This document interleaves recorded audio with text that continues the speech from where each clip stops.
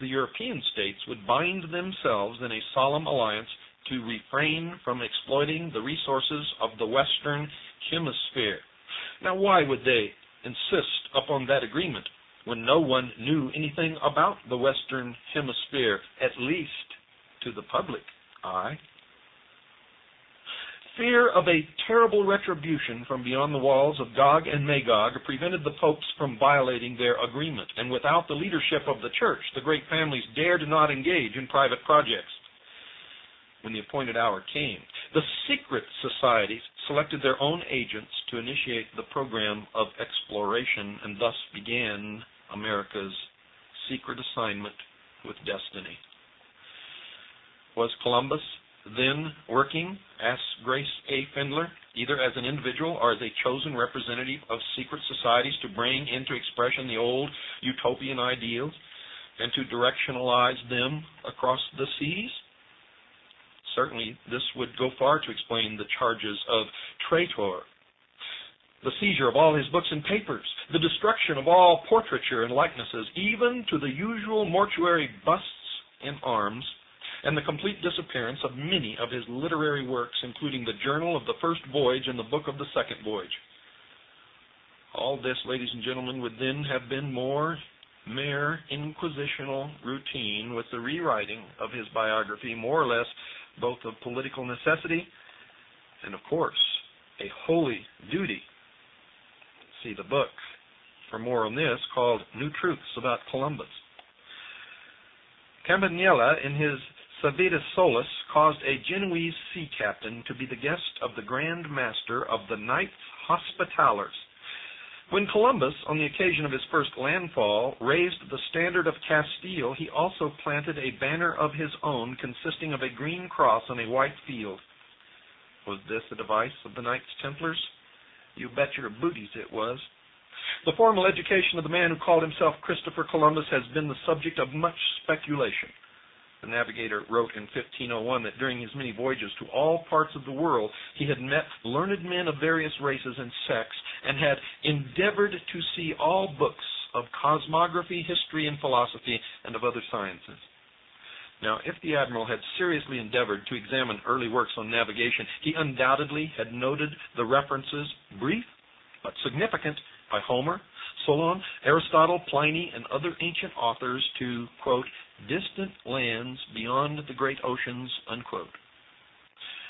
Plutarch's voyagers must have explored vast areas, and Verplanck Colvin summarizes the old accounts thus, quote, in the days of Homer, or rather before his time, navigators traveled thousands of miles out into the Atlantic and back across it. They were guided in their voyages by the stars, unquote.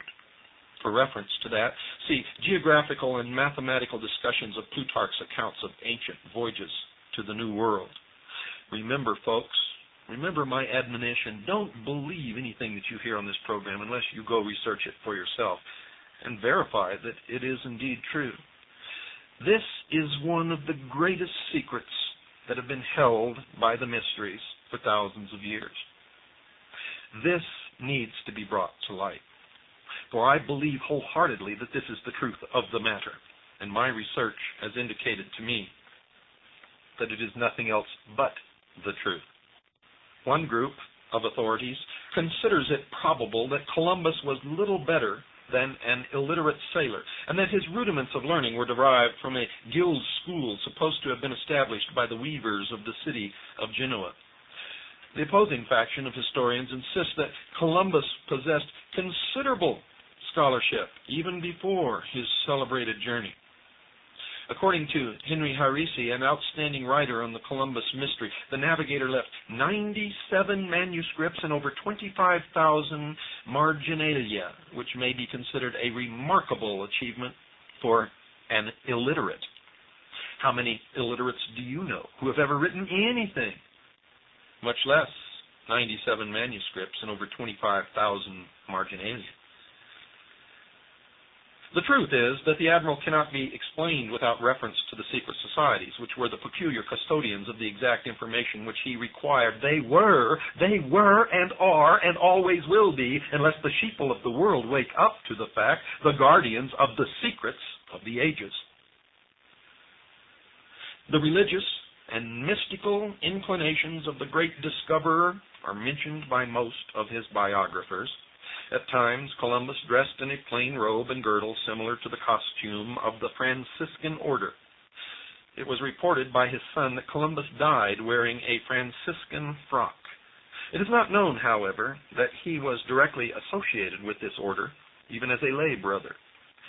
Several religious groups of the times, including fraternities known to be connected with the esoteric tradition, favored this kind of habit. Perhaps the peculiarities of his costume were overlooked or conveniently forgotten. Of course, when we see pictures of Columbus, we never see him dressed in the robe of the Franciscan order, now do we? The admiral regarded himself as chosen by heaven to fulfill a great mission and was strengthened by the conviction that he was guarded and guided by the divine providence. Where have you heard that before? Divine providence was spoken of by Columbus and by all of our forefathers, who also, by the way, belonged to the same mystery religion. Such contemporary reports, folks, could imply far more than modern writers would like to acknowledge, and far more than you probably even want to hear.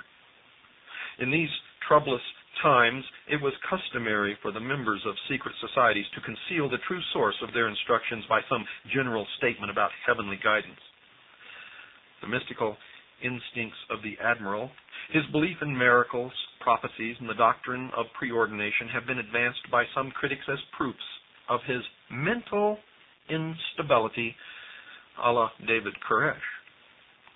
Referring to what he calls the colossal mystical self-confidence of Columbus, John Bartlett Brebner writes that it was so integral a part of the navigator that he could believe on one occasion in his voyaging that God had led him to the new heaven and new earth of revelation, and in his darkest hour he knew that God spoke to him in encouragement.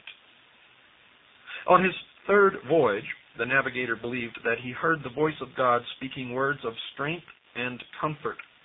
On his fourth voyage, when great emergencies threatened the entire enterprise, the admiral fell into a trance and a voice spoke to him and said, quote, "O fool, and slow to believe and to serve thy God, the God of all. What did he do more for Moses or for David, his servant, than he has done for thee?" Unquote. For reference to that, see the book called The Explorers of North America. Columbus, folks, may have been a disciple or student of the illuminated Raymond Lully. There is a persistent rumor to this effect. He was also involved with the group perpetuating the political convictions of Dante. The following tribute to the Italian poet is indicative and stimulating.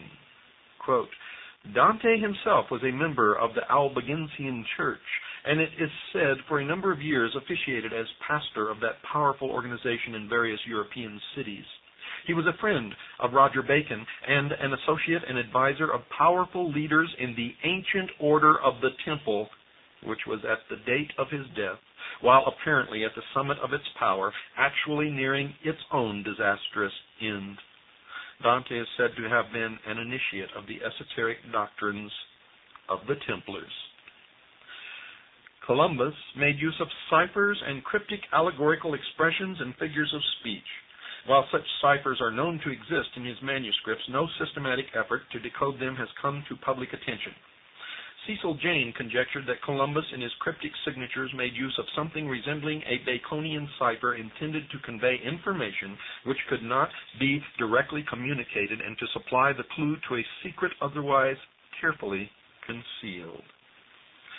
See the book entitled Contemporary Historical Review, Volume 1,